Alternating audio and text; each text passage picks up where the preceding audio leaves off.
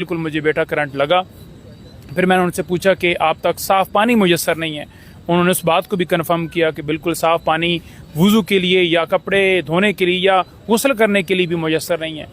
फिर मैंने पूछा कि हमें पता चला कि आपके पाँव के ऊपर ज़ख़म चींटियों ने काटा है, तो ये क्या इसमें हकीकत, और हमने बाहर जाकर बात की। उन्होंने कहा जी बिल्कुल बेटा ऐसे ही है, मेरे पाँव के ऊपर जो है वो चींटियों ने काटा और इससे पहले भी ये हो चुका है और बार बार बिजली बंद करते हैं और हमारे ऊपर सख्तियाँ ये सारी बढ़ाई गई हैं इसलिए कि हमें तोड़ा जा सके। लेकिन हम इस मुल्क की खातिर जो हैं वो बिल्कुल पुरज़्म खड़े हैं।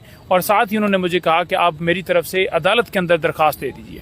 तो मैंने दरख्वास्त लिखी, इसी तरह उस्मान गिल साहब ने दरख्वास्त लिखी, हमने 2 दरख्वास्तें लिखी जिसमें हमने यही कहा कि उन तक फैमिली जो है उनकी मुलाकात जो है वो भी रोकी जाती है। उस टाइम के ऊपर भी यही हुआ कि उनकी फैमिली की मुलाकात जो है वो रोकी हुई थी और हम जाकर बाहर यानी बीबी साहबा जो हैं वो अदालत से बाहर निकल कर खड़ी हो गई और उन्होंने एहतजाज के तौर पर यह कहा कि मैं तब तक समात का हिस्सा नहीं बनूंगी जब तक मेरी फैमिली की अंदर एक्सेस नहीं करवाई जाती।